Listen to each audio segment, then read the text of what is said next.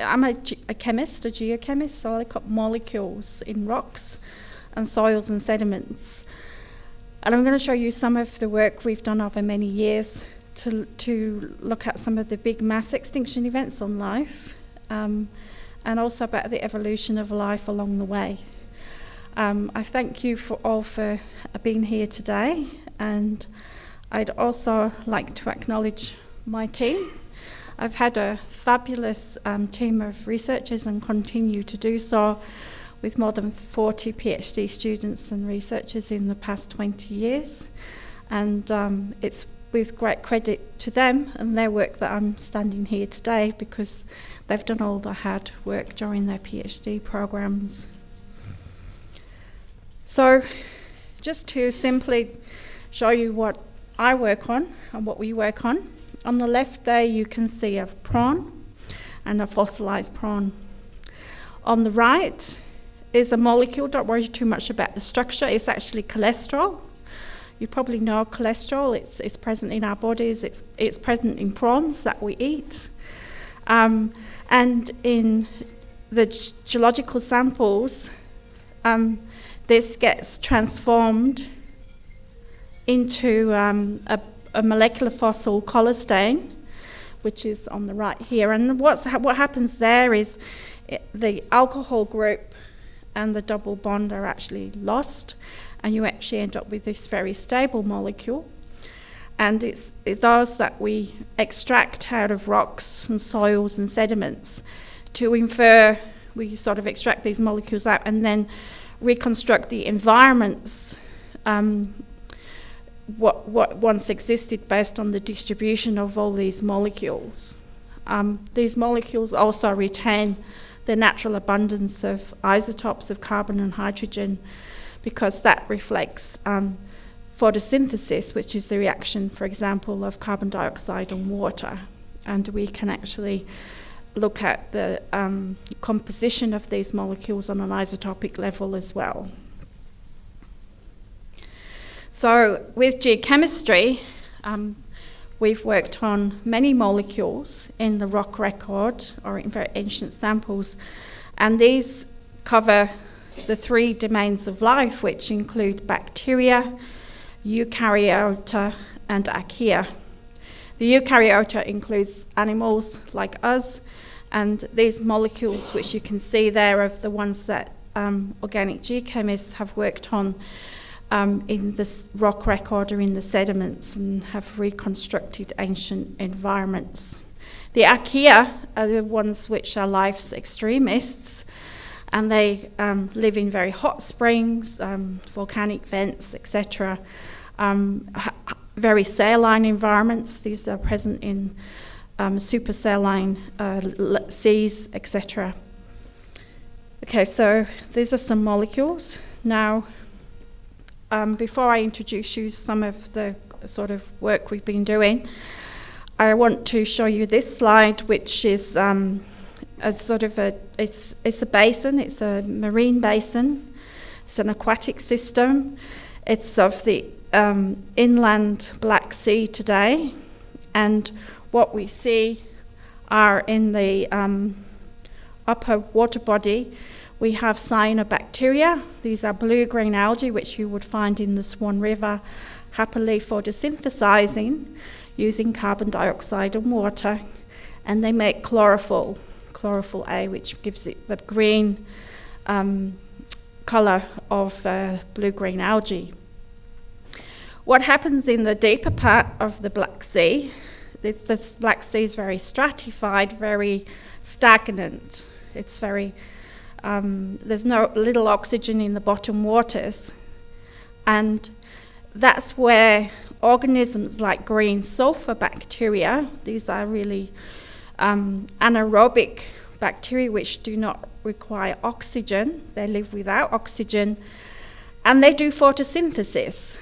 And they do photosynthesis not with water, but with toxic hydrogen sulfide.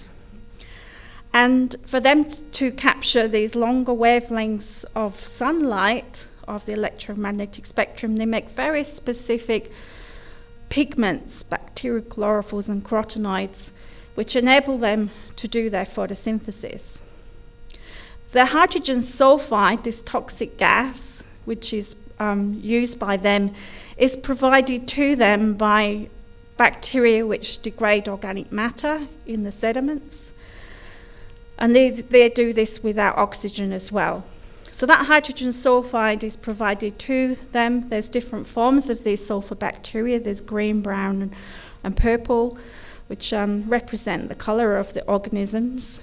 And because they depend on light and they depend on hydrogen sulfide, we refer to these conditions as photic, meaning light, zone, eoxinia means hydrogen sulfide. And these organisms also occur in Shark Bay. These are mats, microbial mats, which occur with the stromatolites in Shark Bay. There you can see a nice purple sulfur bacteria layer. These are anaerobes, no oxygen required using H2S.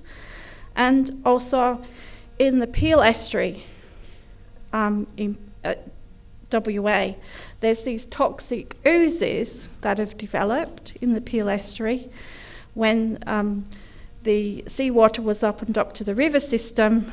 There's lots of nutrients being put into the estuary from farming practices and other sources, and this has developed a toxic ooze which also contains these kinds of organisms.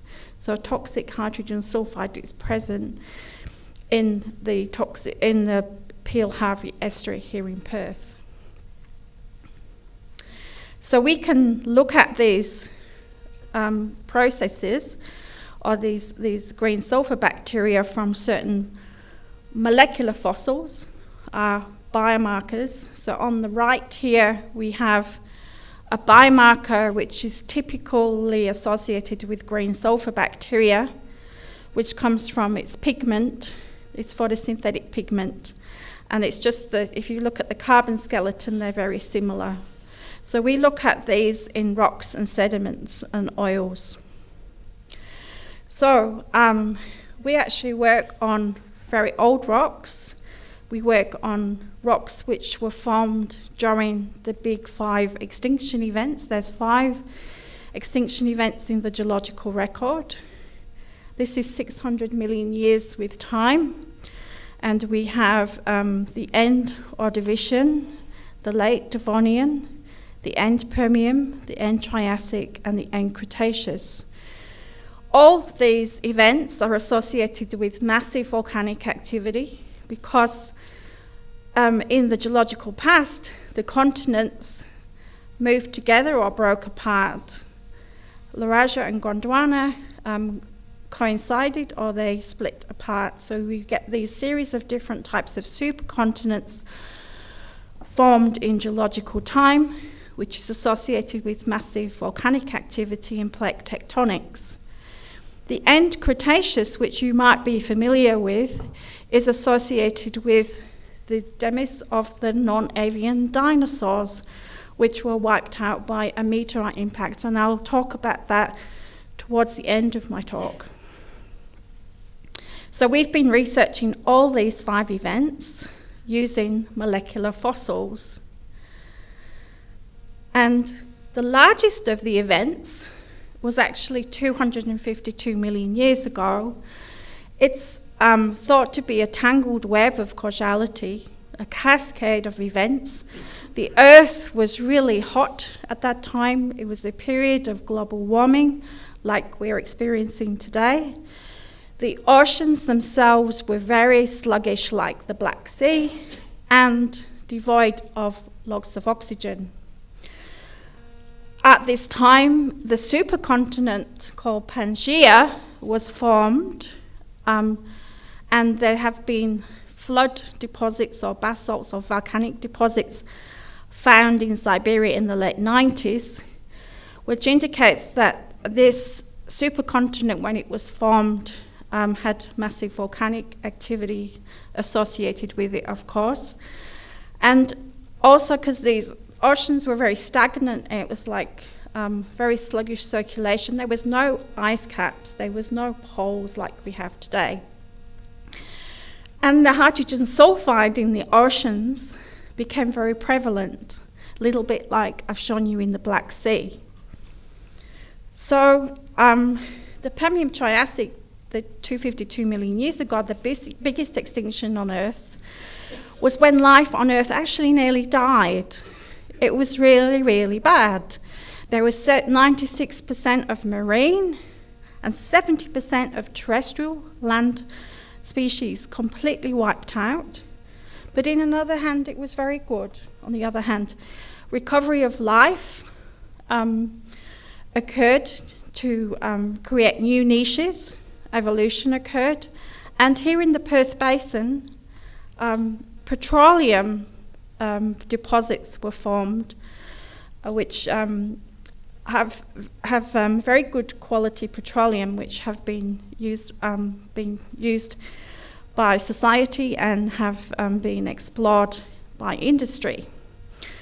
Also, this organism here, the ichthyosaur, which looks this giant dolphin-like organism, evolved after this extinction event, and I'll come back to that organism because it's quite relevant, remembering that it probably lived in a time when there was very low oxygen conditions. So we work on drill core or core material. I'll show you some data, very brief data, from two cores. One is from Western Australia. It's called the Hovia 3 well. This is laid out here, and the darker samples are very rich in organic matter, and the stuff beneath, the lighter coloured material, is the sandstone. It's actually the reservoir rock of the oil. On the right, in 2004, a major drilling campaign took place in South China to obtain a reference section. This is across this big extinction boundary event, to which all other sections are compared to. So this is our global reference section that everyone refers to. So we worked on both of these, both core material, spanning this big extinction event and looking for molecular fossils in the rocks. And these are the older samples. See if this works. I don't know if the pointer works. Oh yes. These are the older samples here and the younger samples, and this is the extinction event here. And what we find are the presence of our molecules from green sulfur bacteria that we find in the Black Sea. So this indicates that the conditions during this big extinction event had hydrogen sulfide or toxic levels of hydrogen sulfide in the upper part of the oceans. Very toxic to marine and terrestrial life. In Maisheng, the other section, these are the older samples, and these are the younger samples here. And this is the extinction horizon, which has been identified as the extinction horizon bed 24. And this molecule, which is from green sulfur bacteria, is abundant actually at the extinction horizon level. Okay, so we have very strong evidence of toxic hydrogen sulfide in the oceans during this big mass extinction event, and probably played a critical role in the extinction of life. So this is the supercontinent Pangaea, 252 million years ago. So that's the supercontinent which was formed, massive volcanic activity taking place, no ice caps, and at all these locations, these red stars, we find evidence of molecules from green sulfur bacteria, which indicate there was toxic hydrogen sulfide and sunlight in the oceans around the continent of Pangaea. So we conclude that this extinction, the biggest extinction event in geological history, was a tangled web of causality, but was also shows evidence, strong evidence of what we call killer seawater with toxic amounts of hydrogen sulfide, period of global warming, very stagnant, sluggish ocean, and massive volcanic activity. We see these conditions for all the other extinction events and during recovery, which is quite interesting, and that's another story for another time. But the take home is that these conditions are very common in the geological past associated with these mass extinctions and play a critical role in the extinction of life. Now, moving to another topic, and I'll come back to the end, Cretaceous at the end with a video. The ARC grant, which we were just awarded, the laureate, is involving understanding how exceptional fossil preservation occurs in geological samples. Now, there's 3 different types of preservation of ancient organisms. Normal preservation, which you might see these nice trilobites you can buy from shops and things, which basically the original organic material has been fully replaced by minerals. That's what you're seeing on the top left there.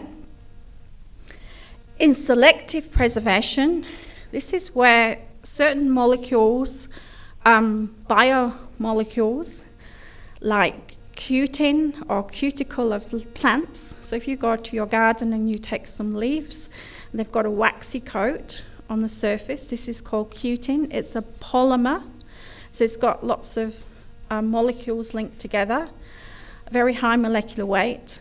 This actually can survive degradation and actually be quite easily preserved in geological samples. So you can often quite see very nice preserved fossils of leaves with actually some of the cuticle and the molecules still left behind. And these can be up to 306 million years old when some of the first plants arrived.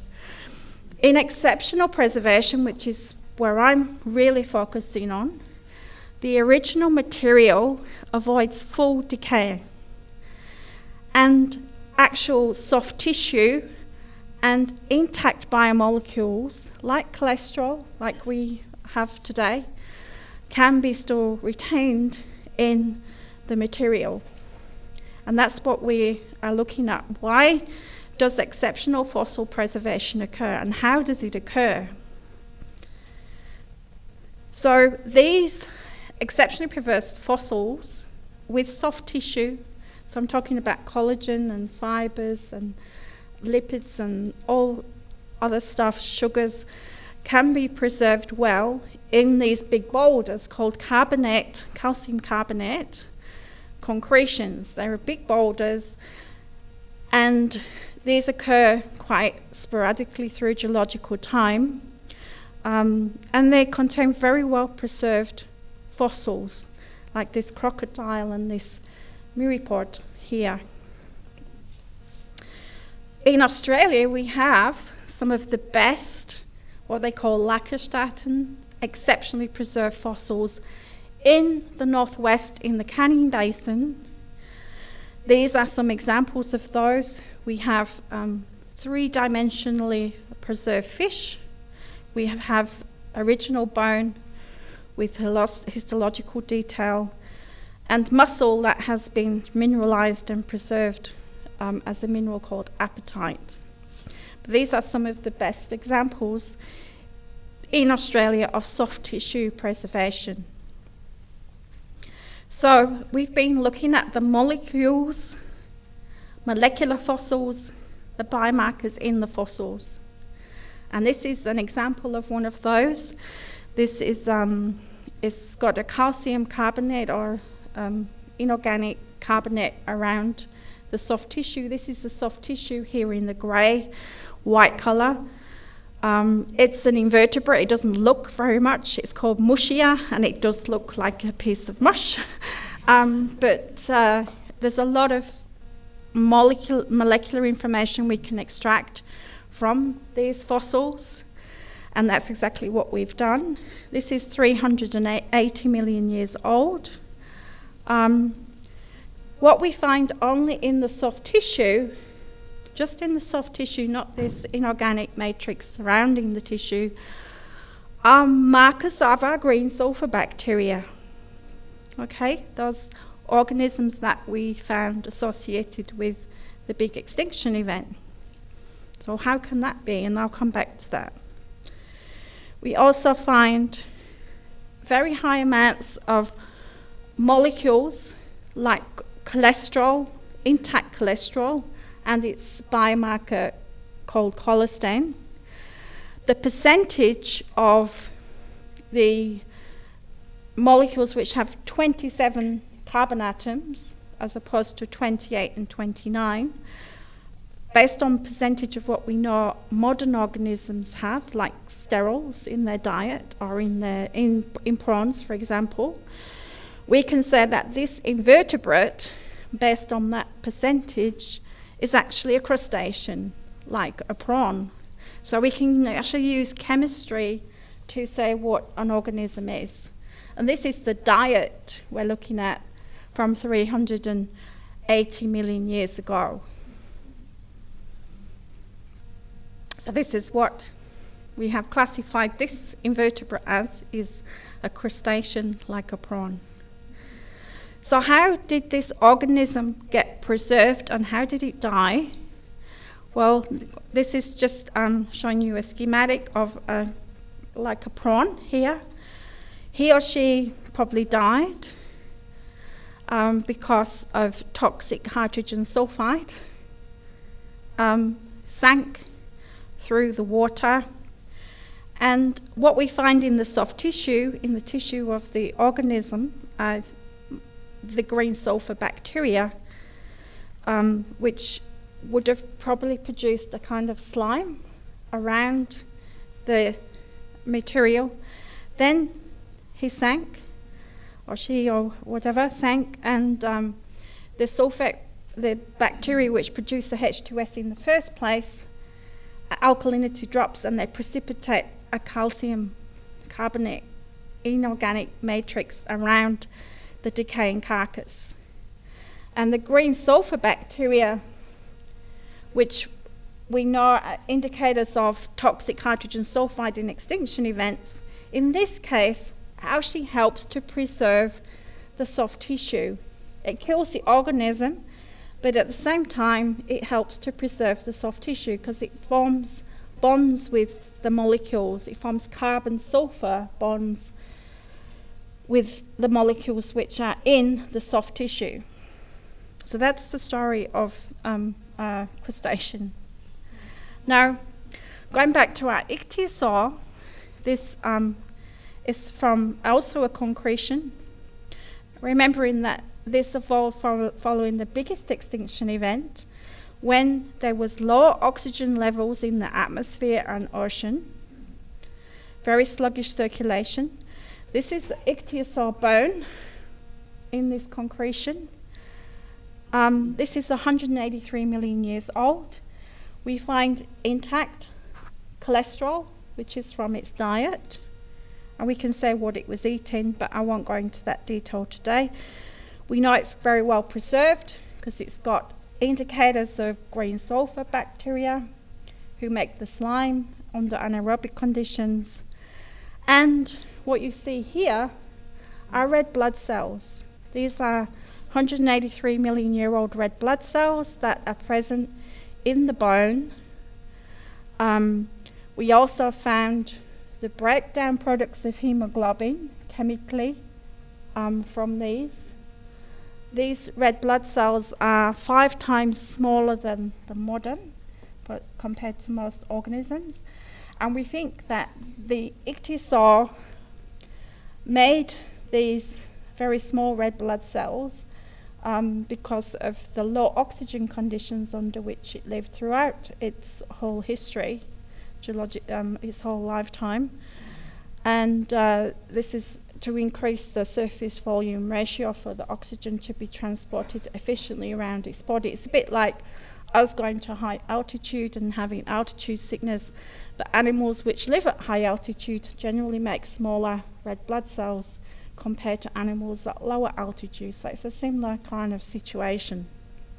So we think this was an evolutionary adaptation. And this is just to show you some more detail, because these are really nice pictures I wanted to put up of the red blood cells and of collagen fibers. This is 183 million years old, exceptionally well preserved. So I think that's quite remarkable preservation, and providing new information.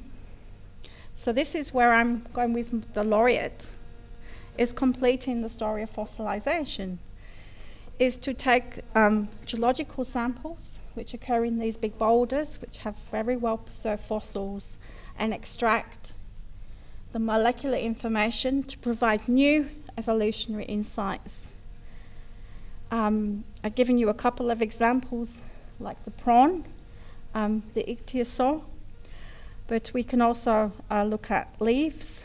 We are actually establishing that some of the earliest flowering plants, angiosperms, may have occurred 306 million years ago and not in the more recent in the Cretaceous than previously thought. So we're taking some of the evolutionary information backwards in time. We're also mimicking how these concretions are formed by popping in leaves and prawns into shark bay type microbial mats. We're actually growing those in the laboratory.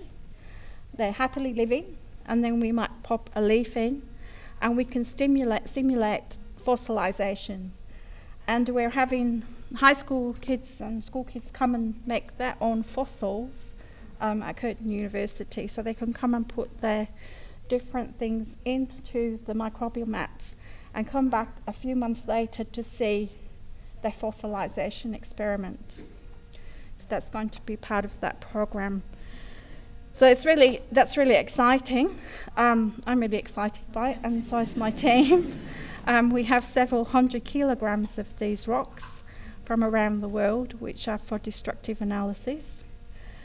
But I'd like to finish off with this one, because the non-avian dinosaurs, haven't touched on them yet, but this is quite an interesting story.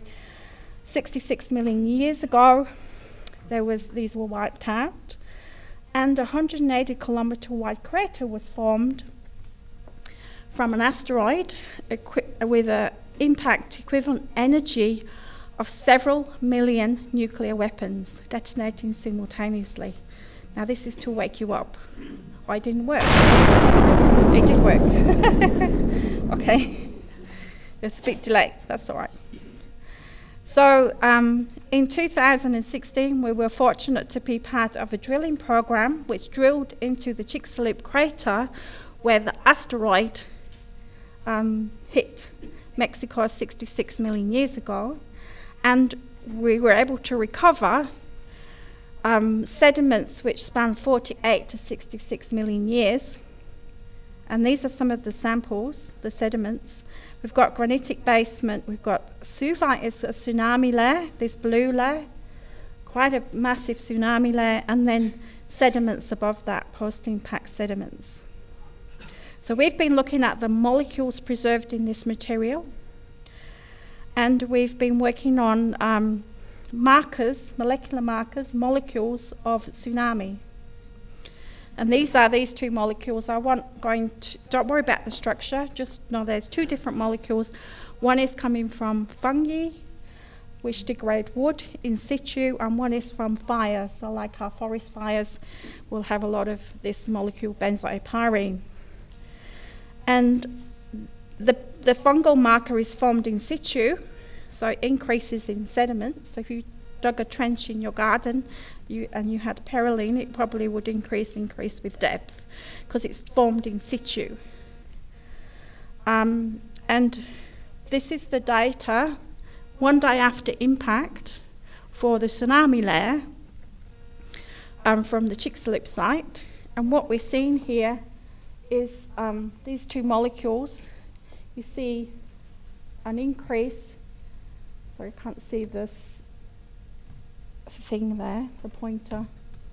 I'll see if I can do it another way. Increase here. Can you see that? Yeah. Increase in perylene, which is a fungal marker, showing the opposite to what we would normally find, and then starts to decrease relative to the combustion marker. And this is within 1 day after impact, and that is a tsunami marker, a molecular marker in the sediments. And what it shows is that all the terrestrial or soil material was uplifted, upturned, and transported into the crater. The asteroid actually hit a carbonate platform, a bit like Shark Bay, and there's remains of microbial mats which have been flung up, like in a cyclone here, and thrown into the crater, and we see molecules of those as well. So this is an indication of transport within 1 day after the asteroid impact 66 million years ago. I love this slide. It's just nice data. You can even see some surges, little tsunamis in the upper part, which is really cool. So we have our tsunami. And this is just a summary we've done. I didn't want to show you heaps of data, but just wanted to show you the sort of information we can get. We have the impact, we have these massive tsunami waves bringing terrestrial material, land plant material, microbial mats into the crater. We have fire, we have cyanobacteria actually bloom quite quickly. They recover very quickly from this event. If you imagine an asteroid hitting the Gulf of Mexico, then we have a global winter and you have no sunlight. There's no photosynthesis in the oceans. And it took years to 30 killing years for photosynthetic organisms to recover. This is from our molecular work. So you can get that information from the molecules in those rocks. And I'd like to finish off with a video, which is I really like this one. It's been made by a German company, and they interviewed us about the Chicxulub crater. And they produced this beautiful cartoon about all the science for high school kids put together. And I think you'll enjoy it too. I play it all the time. I think it's superb. One of the greatest illusions in life is continuity. 66 million years ago, the continuity of the dinosaurs had been going on for around 165 million years already, and it didn't seem this would change anytime soon. The world was warm and pleasant, and most of the land was covered with lush forests and an incredible diversity of trees, flowers, ferns, and trillions of critters. Dinosaurs were ubiquitous and had diversified into hundreds of species of all shapes and sizes. Titanosaurs, large, gentle giants, shared the world with famous beasts like Tyrannosaurus rex or Edmontosaurus. Pectinodon hunted in the undergrowth, while Edmontosaurus wandered coastlines and swamps. An ancient paradise, a world of plenty, full of life. 66 million years ago, maybe on a Tuesday afternoon, life was the same as it had been the day before, or 1,000 years before, or pretty much 1,000,000 years before. Things were good for our feathered dinosaur buddies, until a tiny, tiny detail in the sky changed.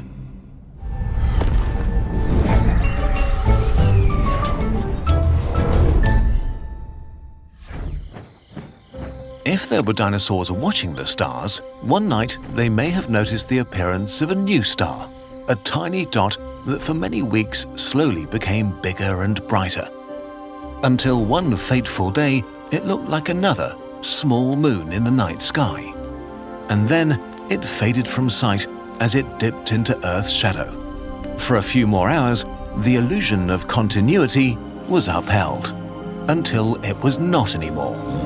In the morning, the object suddenly appears again, now almost as large as the sun in the sky and growing every moment, heading for the coast near the Yucatan Peninsula. It takes the asteroid only seconds to pass through the thin layer between space and the ground to make contact. as it enters the atmosphere at almost 60 times the speed of sound. Let's stop time. Here we see the unnamed asteroid about to commit speciescide. Larger than Mount Everest, it reaches from the ocean high into the atmosphere, higher than passenger planes would fly millions of years later. At this moment, the world was one way. In a fraction of a second, it would be fundamentally different. Let's make the transition. As the asteroid hits the shallow ocean and the bedrock below, the energy of billions of nuclear weapons is released all at once as the asteroid vaporizes. A flash of light illuminates the sky as an eerie bright white sphere grows over the Gulf of Mexico. Bedrock melts into seething hot plasma at tens of thousands of degrees Celsius. The thermal radiation from the explosion travels at the speed of light and immediately burns everything within a radius of about 1,500 kilometers, while the energy from the impact pushes so hard against Earth's crust that it loses all strength and flows away from the impact site like a liquid, creating a hole 25 kilometers deep and 100 kilometers wide. The ocean is pushed back for hundreds of kilometers, like when a kid jumps into a puddle. As the crust bounces back, melted and flowing crust forms a temporary mountain stretching 10 kilometers into the sky. An incredible amount of material is blasted into the higher atmosphere or even out into space, as much as 60 times the original mass of the asteroid. The violence of the strike is felt everywhere on Earth within minutes. A magnitude 11 earthquake may be the most powerful quake any living thing has ever witnessed in billions of years. It is so insanely strong that in India it might have shaken gigantic lava fields and causes volcanic eruptions that would last for 30,000 years and cover half of the Indian subcontinent with lava. Even on the side of Earth opposite the impact, the ground still moved by several meters. Nobody would sleep through this day. The gigantic explosion crashes against the atmosphere with unprecedented violence and causes a shockwave that reaches speeds of more than 1,000 kilometers per hour near the site of impact, similar to the hyperhurricanes on gas giants like Neptune. In Middle America, basically any soil, vegetation or animal is just shredded into pieces and catapulted thousands of kilometers away. Now the previously displaced oceans return. As the temporary mountain at the site of impact collapses, a ring of tsunamis as high as 1 kilometer, enough to cover all skyscrapers humans would ever build, heads in all directions. As they crash into the coasts of the continents surrounding the impact, they will drown thousands of kilometers of coastline. 15 hours later, some of the waves that get refracted around South America will still tower as much as 100 meters into the sky. But we still haven't talked about the worst thing yet. A lot of the debris yeeted into space will orbit Earth for thousands of years. Some may hit the Moon or even Mars. But most of it comes right back. When things fall through the atmosphere at such speeds, they get very hot, as in hundreds of degrees hot. And this happens to millions of tons of material everywhere. This rapidly heats up the atmosphere to insane temperatures. We don't know exactly how hot it got or how long this heat shock lasted, but there are two ideas here. Either the air was heated to hundreds of degrees for a few minutes, or to thousands of degrees for around 1 minute. In any case, the air became as hot as the inside of an industrial oven.